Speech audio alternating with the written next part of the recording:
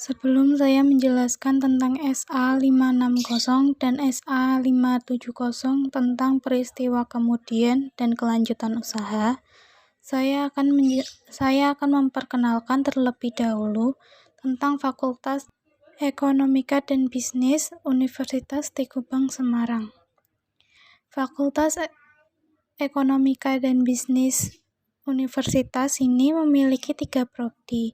Yang pertama yaitu S1 Manajemen, yang kedua adalah S1 Akuntansi, yang ketiga yaitu S2 Manajemen, dan yang keempat yaitu Profesi Akuntansi.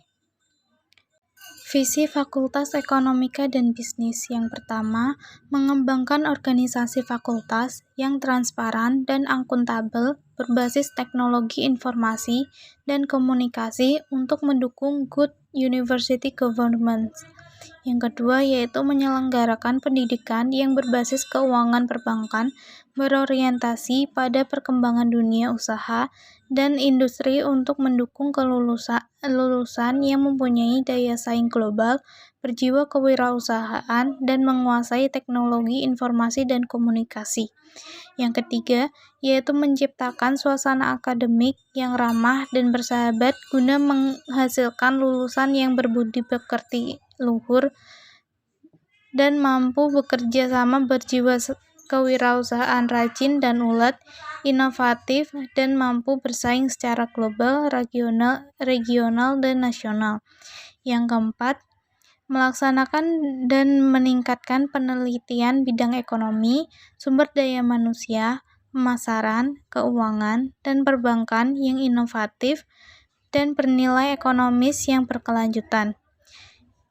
Yang kelima, melaksanakan dan meningkatkan pengabdian kepada masyarakat sesuai dengan perkembangan ilmu pengetahuan dan kebutuhan masyarakat. Yang keenam, menyelenggarakan pelatihan dan kontribusi sesuai dengan kompetensi fakultas dan kebutuhan masyarakat. Yang ketujuh, yaitu membangun kompetensi profesional para dosen dan menyelenggarakan uji kompetensi secara kontinu untuk memperoleh sertifikat dari lembaga-lembaga sertifikasi. Yang kedelapan, menjalin kerjasama secara berkelanjutan dengan lembaga pendidikan, lembaga penelitian, pemerintah, dunia usaha dan industri serta institusi lain serta masyarakat di tingkat lokal, regional, dan nasional. Menjalin hubungan dengan lembaga pendidikan luar negeri untuk ilmu-ilmu ekonomi dan bisnis, manajemen, akuntansi, dan perbankan. Yang selanjutnya, yang kesembilan yaitu menjalin kerjasama secara berkelanjutan dengan lembaga pendidikan, lembaga penelitian, pemerintah, dunia usaha, dan institusi serta institusi lainnya, serta masyarakat di tingkat lokal, regional, dan nasional. Yang terakhir, yaitu menjalin hubungan dengan lembaga pendidikan luar negeri untuk ilmu ekonomi dan bisnis, yaitu ilmu manajemen, akuntansi, dan perbankan.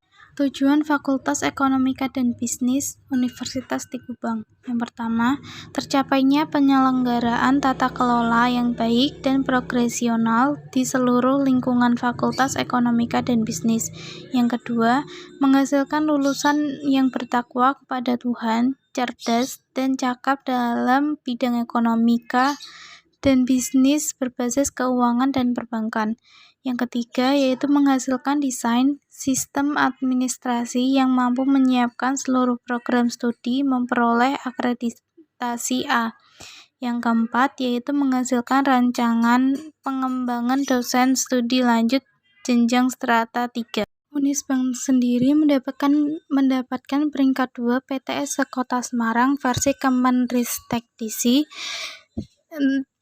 peringkat 4 pada PTS se-Jawa Tengah versi Kemenristekdikti, dan peringkat 77 PTS se-Indonesia versi Kemenristekdisi. Dan Universitas Tengku ini mendapatkan akreditasi B. Untuk prodi yang ada di Universitas Tengku Semarang, akreditasi untuk Prodi S1 Akuntansi dan S1 Manajemen mendapatkan akreditasi A, sedangkan profesi akuntansi mendapatkan akreditasi B. Untuk S2 Manajemen belum mendapatkan akreditasi. Universitas Teguh Bank Unisbank Semarang ini juga memiliki bank mini untuk menunjang pembelajaran atau ketika praktek untuk prodi akuntansi maupun perbankan. Bank mini ini terletak pada kampus Unisbank yang ada di Kendeng. Terletak pada sebelah kanan sebelum pintu masuk.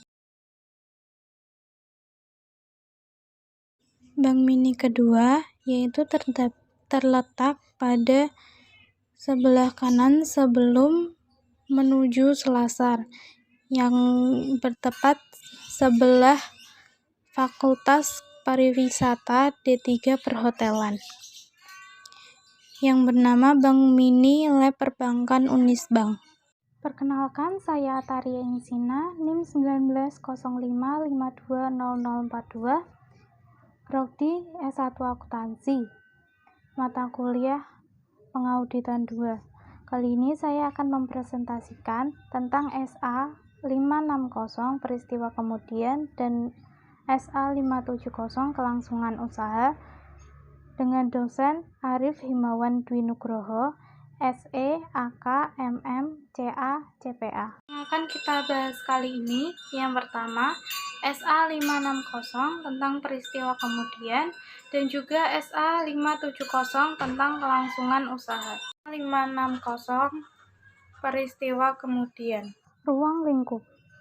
Standar audit atau SA ini berhubungan dengan tanggung jawab auditor berkaitan dengan peristiwa kemudian dalam suatu audit atas laporan keuangan. Peristiwa kemudian. Laporan keuangan mungkin dipengaruhi oleh peristiwa tertentu yang terjadi setelah tanggal laporan keuangan. Banyak kerangka pelaporan yang merujuk pada peristiwa tersebut. Kerangka pelaporan tersebut mengidentifikasi dua jenis peristiwa. Yang pertama, peristiwa yang menyediakan bukti tentang kondisi yang ada pada tanggal laporan keuangan. Yang kedua, peristiwa yang menyediakan bukti tentang kondisi yang terjadi setelah tanggal laporan keuangan. SA 700 menjelaskan bahwa tanggal laporan auditor menginformasikan kepada pembaca bahwa auditor telah mempertimbangkan pengaruh atas peristiwa dan transaksi yang diketahui oleh auditor dan yang terjadi sampai tanggal tersebut. Tanggal efektif. Yang pertama yaitu pada tanggal 1 Januari 2013. Pada tanggal tersebut dikhususkan untuk emiten. Dan yang kedua yaitu pada tanggal 1 Januari 2014 yaitu untuk entitas selain emiten. Penempatan dini dianjurkan untuk entitas selain emiten, yaitu pada tanggal 1 Januari 2014.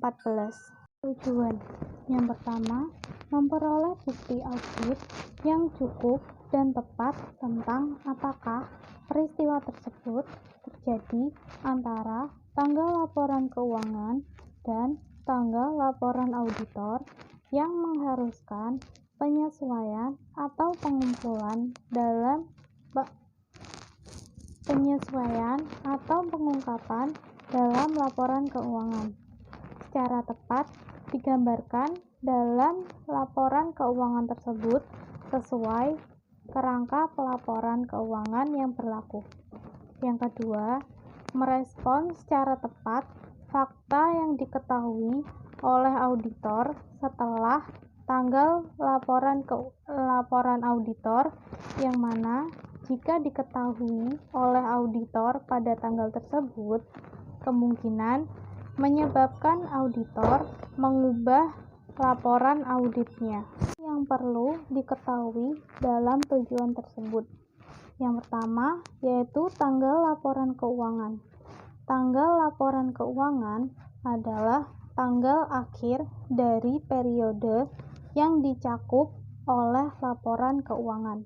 Yang kedua, tanggal pengesahan laporan keuangan, yaitu tanggal yang pada saat itu semua laporan yang membentuk laporan keuangan, termasuk catatan atas laporan keuangan yang bersangkutan, telah disusun dan pihak yang berwenang telah menyatakan tanggung jawab atas laporan keuangan tersebut.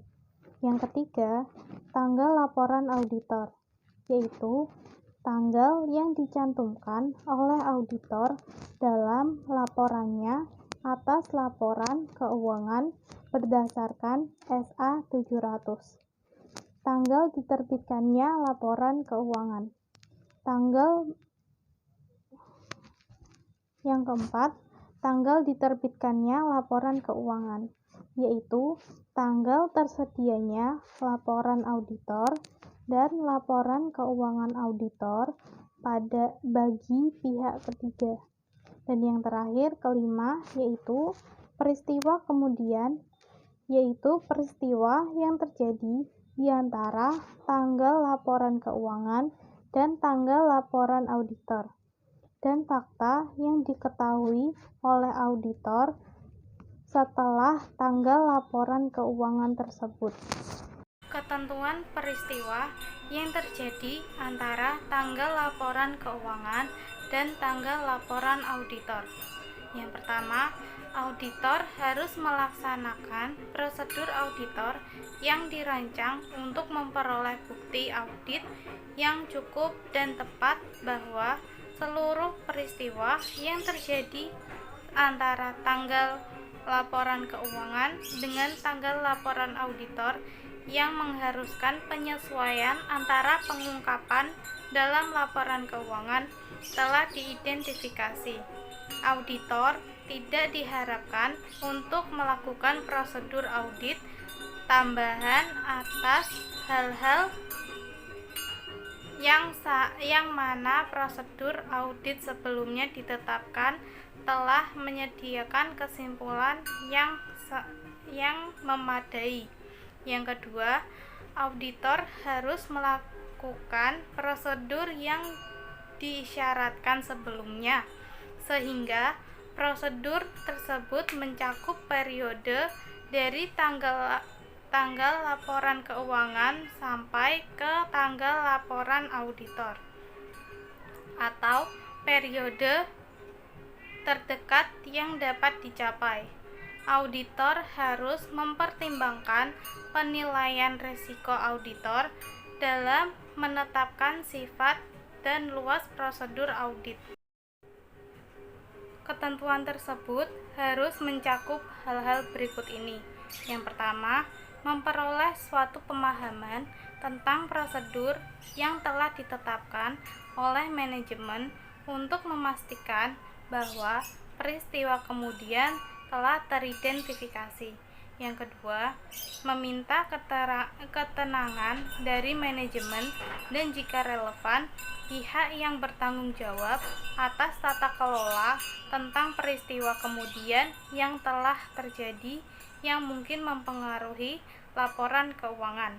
Yang ketiga, membaca risalah rapat ketika ada tentang pemilik manajemen dan pihak yang bertanggung jawab atas tata kelola entitas tersebut diadakan setelah laporan keuangan dan meminta keterangan tentang hal-hal yang dibahas dalam rapat tersebut yang risalah hasil rapatnya belum tersedia. Yang keempat, membaca laporan keuangan interim terakhir entitas jika ada. Fakta yang harus diketahui setelah tanggal laporan auditor namun sebelum tanggal laporan keuangan diterbitkan. Yang pertama, auditor tidak memiliki kewajiban untuk melakukan prosedur audit atas laporan keuangan setelah tanggal laporan auditor. Jika setelah tanggal laporan auditor tetapi sebelum tanggal laporan keuangan diterbitkan, sesuatu faktor yang ditemukan auditor mungkin menyebabkan auditor mengubah laporan audit jika fakta tersebut diketahui oleh auditor pada tanggal laporan audit. Auditor harus yang A. membahas hal tersebut dengan manajemen diri jika relevan dengan pihak yang bertanggung jawab atas tata kelola. B. menentukan apakah laporan keuangan tersebut memerlukan perubahan. C. jika memerlukan perubahan, maka meminta keterangan bagaimana manajemen akan memperlakukan hal tersebut dalam laporan keuangan. Yang kedua, jika manajemen mengubah laporan keuangan, yang harus dilakukan yaitu A. melaksanakan prosedur audit yang diperlakukan dalam kondisi atas perubahan tersebut. B. menyediakan suatu laporan auditor baru atas laporan keuangan yang telah diubah. Laporan auditor yang baru tidak dapat diberi tanggal lebih awal daripada tanggal persetujuan atas perubahan laporan keuangan. Fakta yang diketahui oleh auditor setelah laporan keuangan diterbitkan.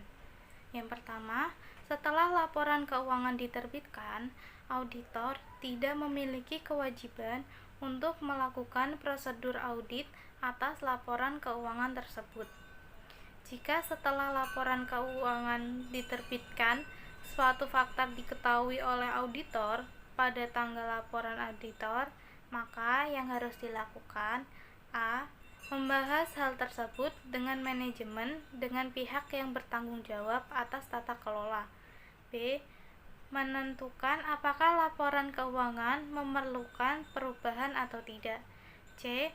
meminta keterangan bagaimana manajemen bermaksud untuk menyelesaikan hal tersebut dalam laporan keuangan. Yang kedua, jika manajemen mengubah laporan keuangan, yang dilakukan yaitu A.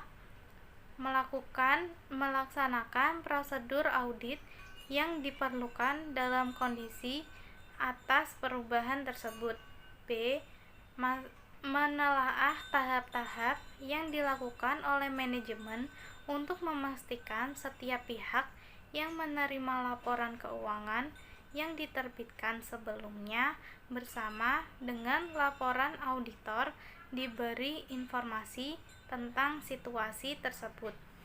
Yang ketiga, auditor harus memasukkan dalam laporan auditor baru atau yang diubah suatu penekanan atas suatu hal atau hal-hal lainnya dengan berpedoman pada suatu catatan atas laporan keuangan yang lebih intensif membahas alasan perubahan atas laporan keuangan yang diterbitkan sebelumnya dan laporan yang diserahkan sebelumnya oleh auditor.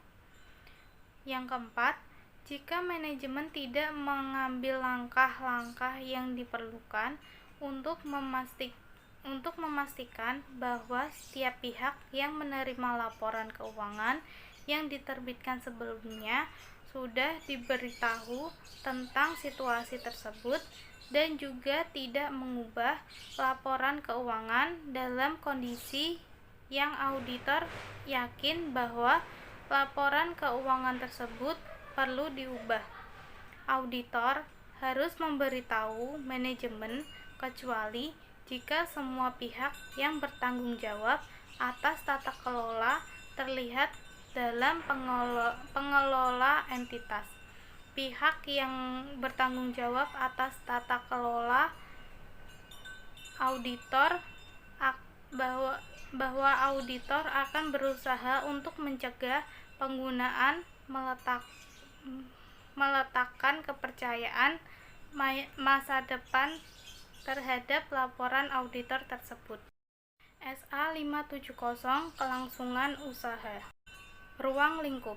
Standar audit atau SA ini mengatur tanggung jawab auditor dalam audit atas laporan keuangan yang berkaitan dengan penggunaan asumsi kelangsungan usaha oleh manajemen dalam penyusunan laporan keuangan. Asumsi kelangsungan usaha.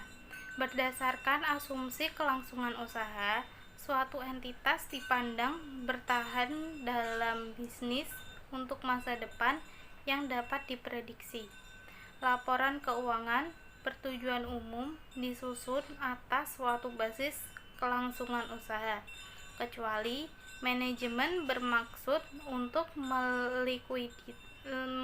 melikuidasi entitas atau menghentikan operasinya, atau tidak memiliki alternatif yang realistis selain melakukan tindakan di atas.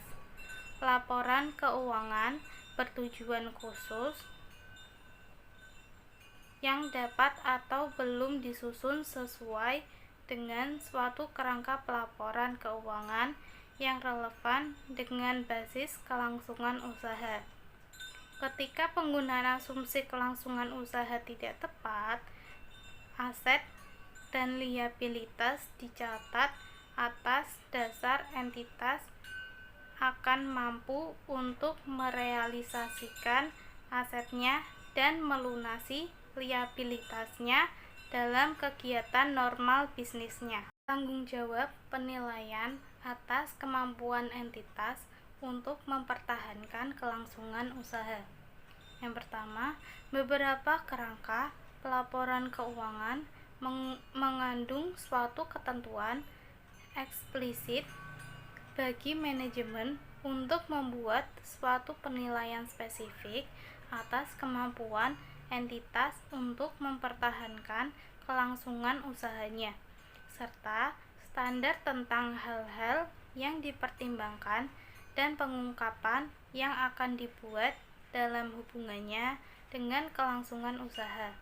Sebagai contoh, Pernyataan Standar Akuntansi Keuangan atau PSAK nomor 1 revisi tahun 2009, yaitu penyajian standar akuntansi keuangan untuk membuat suatu penilaian atas kemampuan entitas dalam mempertahankan kelangsungan usahanya. Yang kedua, dalam kerangka pelaporan keuangan lain, kemungkinan tidak terdapat ketentuan eksplisit bagi manajemen untuk membuat suatu penilaian spesifik tentang kemampuan entitas dalam mempertahankan kelangsungan usahanya, karena asumsi kelangsungan usaha merupakan suatu fungsi yang fundamental dalam penyusunan laporan keuangan.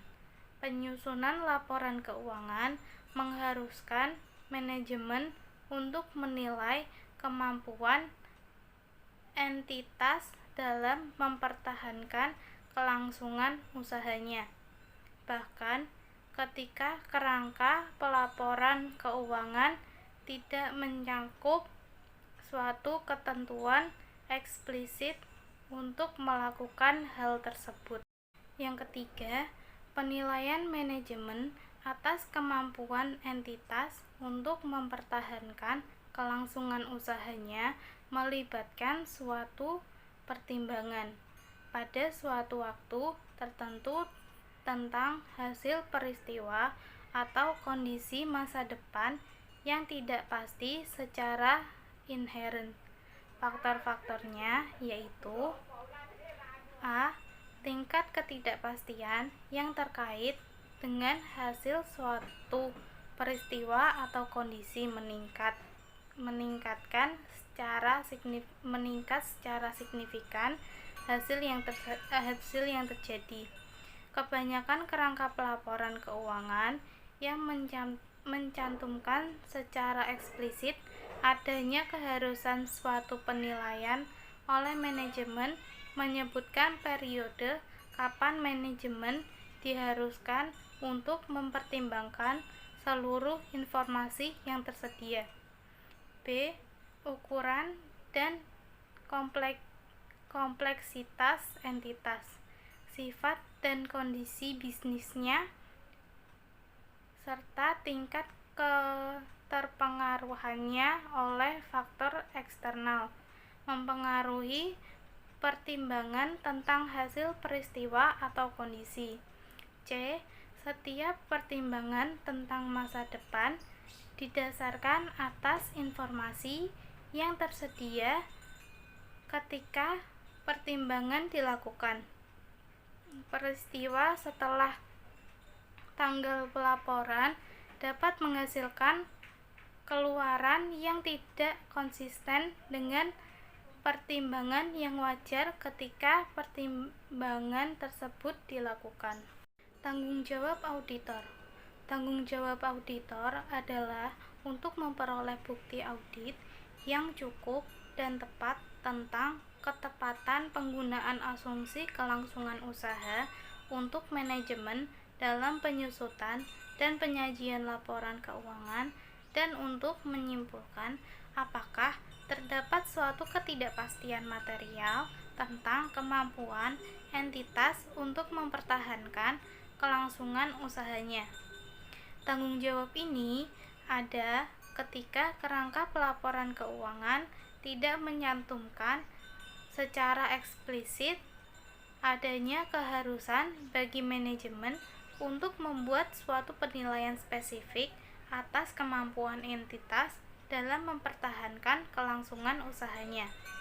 Seperti yang diajarkan dalam SA 200, pengaruh potensial dari keterbatasan inheren atas kemampuan auditor untuk mendeteksi kesalahan penyajian adalah lebih besar untuk peristiwa atau kondisi di masa depan yang dapat menyebabkan suatu entitas untuk berhenti mempertahankan kelangsungan usahanya.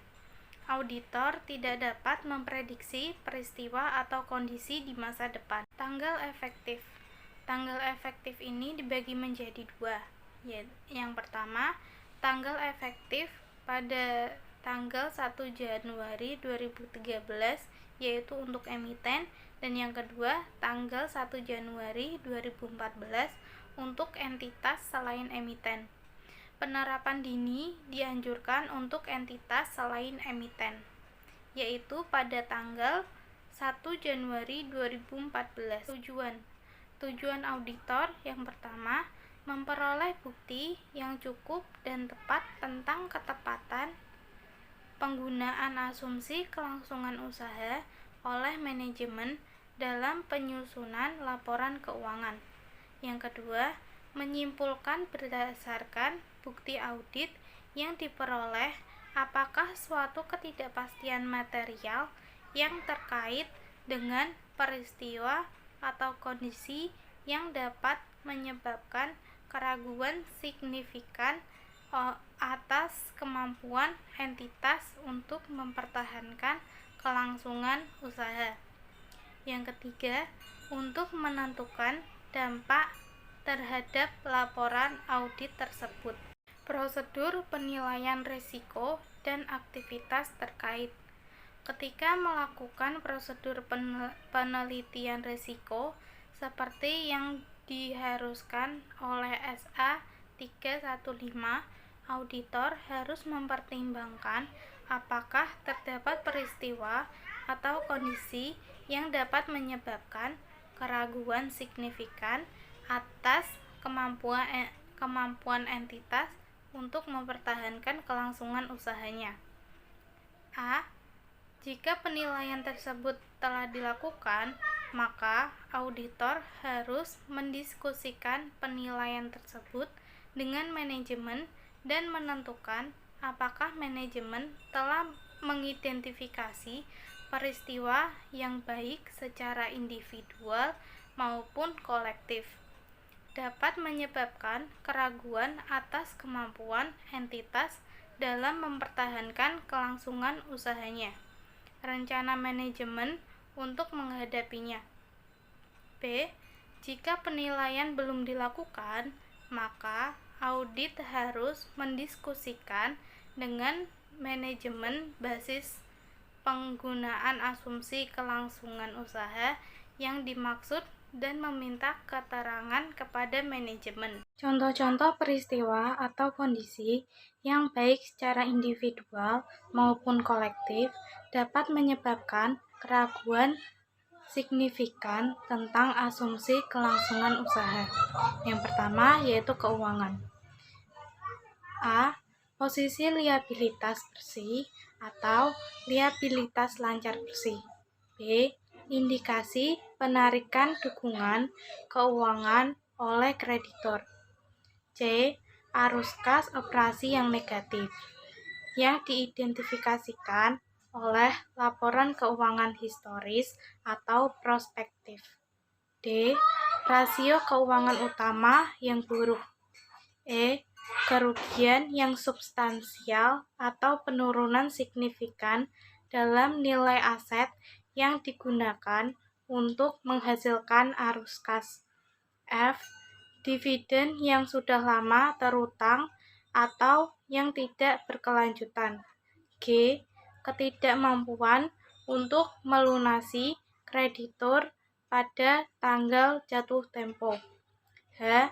Ketidakmampuan untuk memenuhi persyaratan perjanjian pinjaman. Kedua, operasi. A. Intensi manajemen untuk melikuidasi entitas atau untuk menghentikan operasinya. B. Hilangnya manajemen kunci tanpa penggantian. C.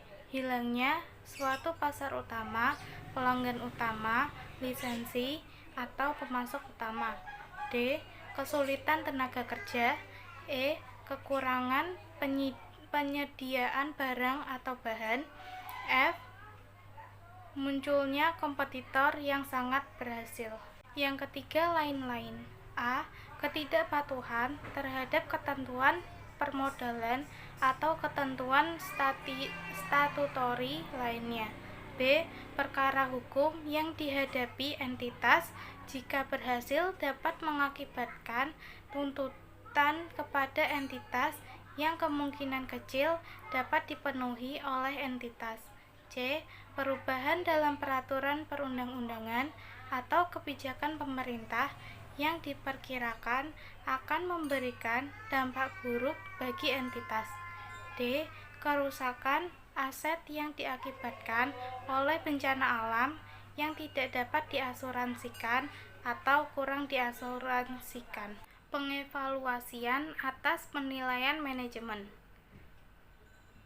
Pertama, audit harus mengevaluasi penilaian manajemen atas kemampuan entitas untuk mempertahankan kelangsungan usahanya.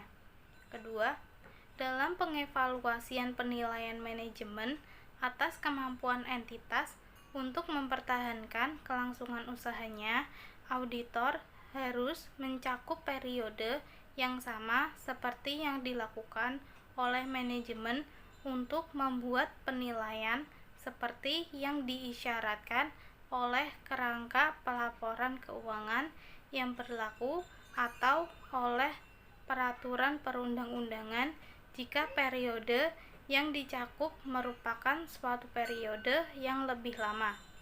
Jika periodenya kurang dari 12 bulan dari tanggal pelaporan, maka auditor harus meminta manajemen untuk memperluas periode penilaian sekurang-kurangnya 12 bulan dari tanggal tersebut.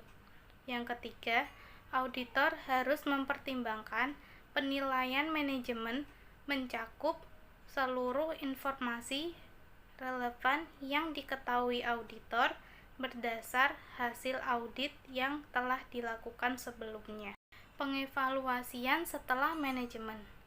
Auditor harus menanyakan kepada manajemen tentang pengetahuan manajemen atas peristiwa atau kondisi setelah periode penilaian manajemen yang dapat menyebabkan keraguan signifikan atas kemampuan entitas untuk mempertahankan kelangsungan usahanya.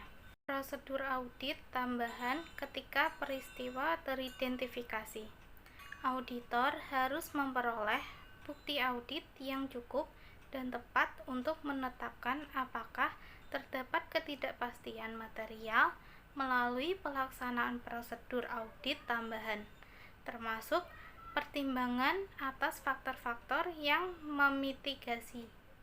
Faktor tersebut harus mencakup a.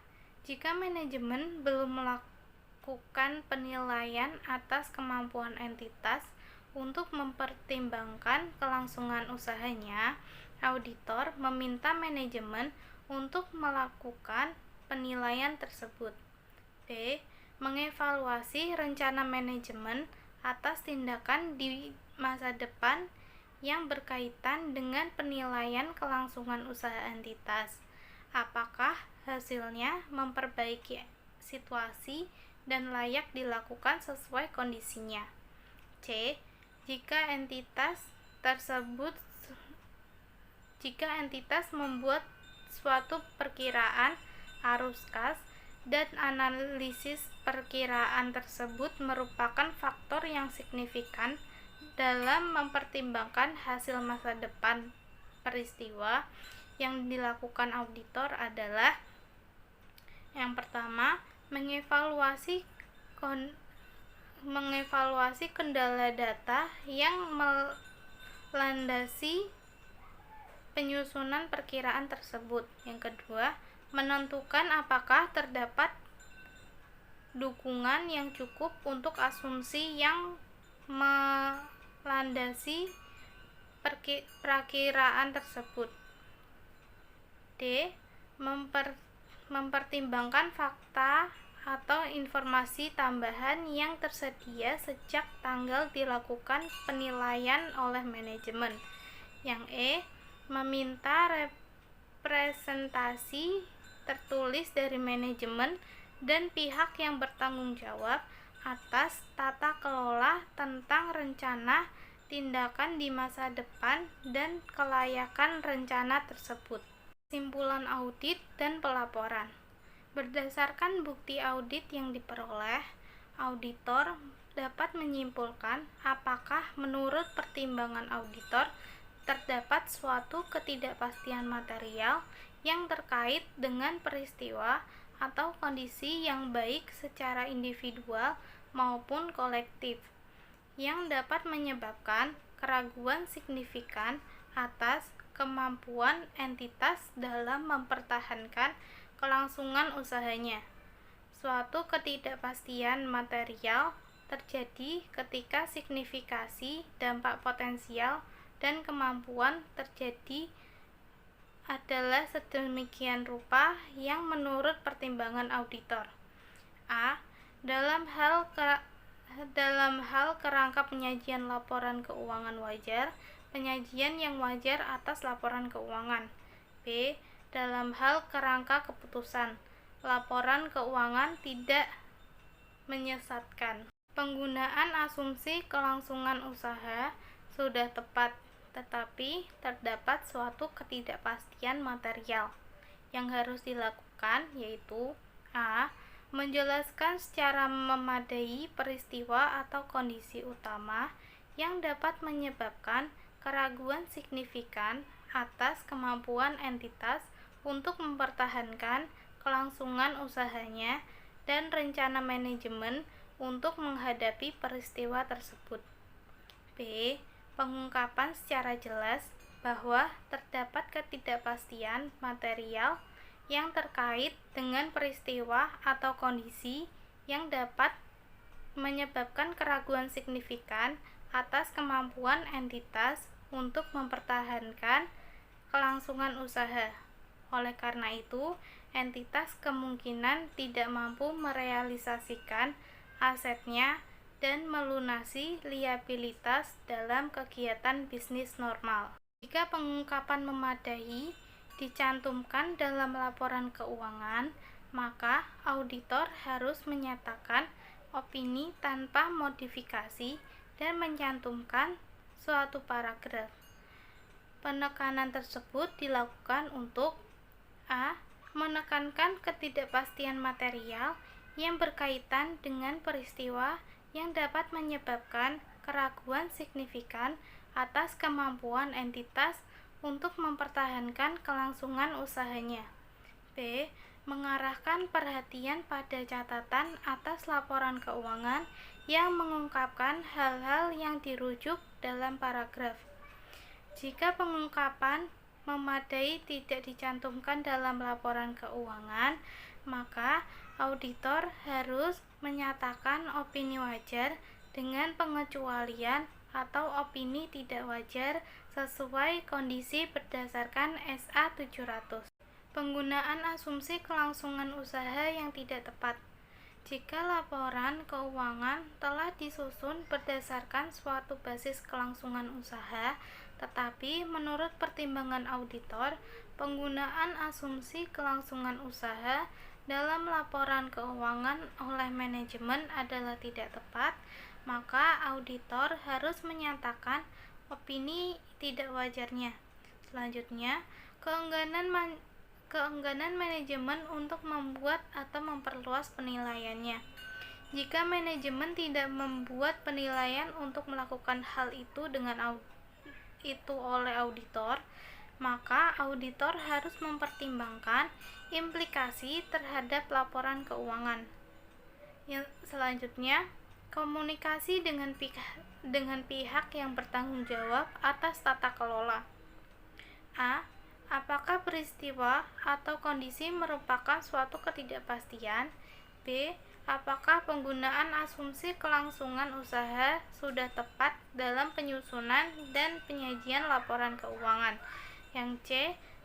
Kecukupan pengungkapan terkait laporan keuangan. Dan yang terakhir, penundaan signifikan dalam persetujuan laporan keuangan. Auditor harus menanyakan alasan penundaan tersebut. Jika auditor meyakini penundaan tersebut terkait peristiwa yang berkaitan dengan penilaian kelangsungan usaha, maka auditor harus melakukan prosedur audit tambahan.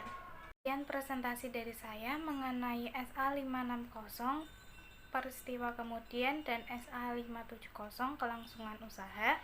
Sedikit nasihat dari saya, teruslah berbuat baik kepada sesama makhluk hidup, walaupun terkadang ada yang tidak menghargai kebaikanmu tersebut.